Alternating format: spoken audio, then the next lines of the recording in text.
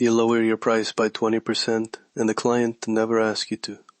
You buy the expensive thing and nobody is watching. You postpone the investment not because the numbers are wrong, but because failure would be visible. Who made that decision? Sometimes it wasn't you. Welcome to Money Patterns Decoded. Money is never just about money. It is a pattern. Today we expose one of those hidden patterns, see exactly how it controls your finances, and discover the precise shift that can set you free. Let's begin. Think about your last money decision. Maybe you sent an invoice, made a purchase, or decided not to invest in something useful. Whose reaction were you managing? A parent? A former employer? Friends you want to impress? Or a vague idea of what successful people are supposed to look like? That is the false witness pattern. It is what happens when an imagined audience becomes the authority behind your financial choices. You are not simply considering value, evidence, and responsibility. You are performing before someone who may not be present and may never have judged you at all. Now, this is not an argument against advice. A contract contains real information. A trusted mentor may notice a genuine weakness. Your financial choices can affect people who depend on you. The witness is not evidence. That distinction matters. The problem begins when imagined judgment becomes the final authority, even when it conflicts with your purpose or the facts in front of you. You stop asking what is wise. You start asking what will make me acceptable. Take pricing. You plan to quote $1,200 for 10 hours of skilled work. Then you hear an old voice saying, "People will think you're greedy," so you send $900 instead. No client objected. No market test forced the reduction. You paid a $300 permission fee to avoid an imaginary accusation. That is not generosity. It may be fear with good manners. You can be fair, flexible, and humane without automatically making yourself smaller. Spending can carry the same pattern in the opposite direction. Imagine considering a $2,000 purchase. The real question is not whether it fits your priorities. It is whether the purchase will prove that you have made it. The object becomes a message. I belong here. I am not behind. I am successful. Or you avoid a necessary purchase because being seen with something modest feels embarrassing. Undercharging and status spending look opposite, but the mechanism is similar. Money is being used to manage an audience's opinion. Usually the audience was assembled long before you had the power to question it. Money is selfish. Wealth changes people. People like us do not charge that much. Be impressive but never appear to be trying. These messages become script. Because they sound familiar, you mistake familiarity for truth. The pattern also appears as delayed action. You postpone investing because a disappointing result would need an explanation. You avoid negotiating because rejection would feel like a public verdict. You keep your plans vague so nobody can measure them. You may call that humility. But if you reject every opportunity to learn before anyone has given you useful feedback, it may be preemptive self-punishment. You are protecting yourself from being witnessed while you grow. There is a useful Gnostic lens here. In some Gnostic traditions, the concern is the difference between genuine insight and mistaken authority. I am using that idea for reflection, not claiming that invisible forces control your bank account. Ask a practical question. Which voice inside me has authority only because it is old, intense, or familiar? A thought can sound commanding and still be wrong.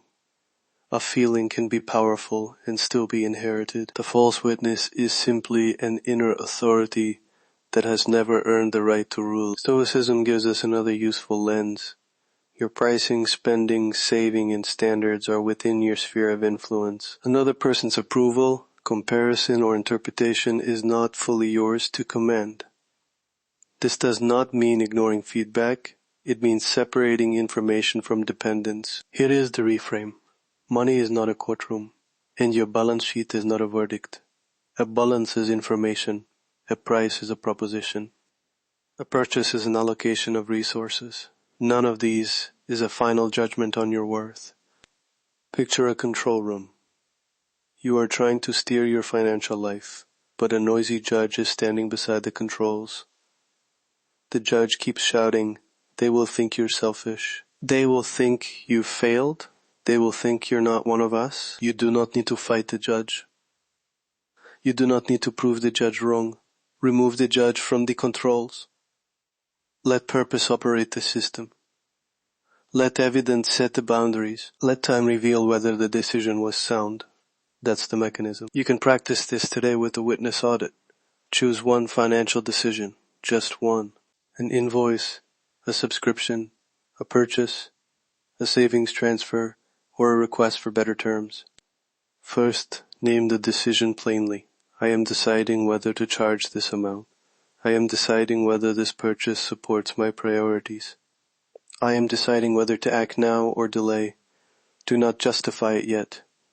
Name it. Second, identify the imagined observer. Who am I trying to impress? Who am I trying not to disappoint?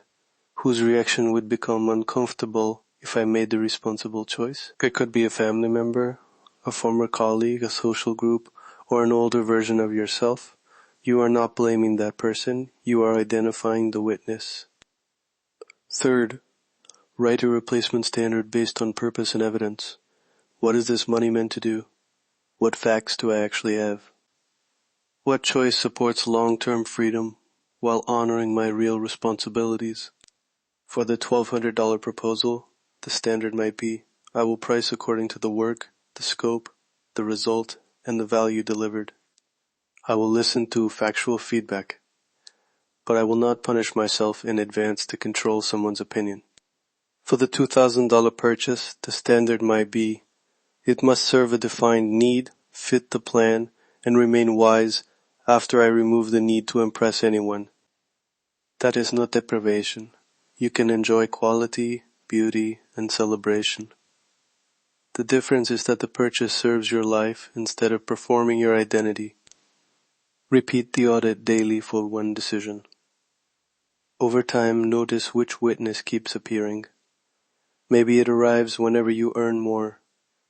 Maybe it appears when you invest in yourself. Maybe your spending rises whenever you feel uncertain socially. Awareness will not erase the pattern instantly.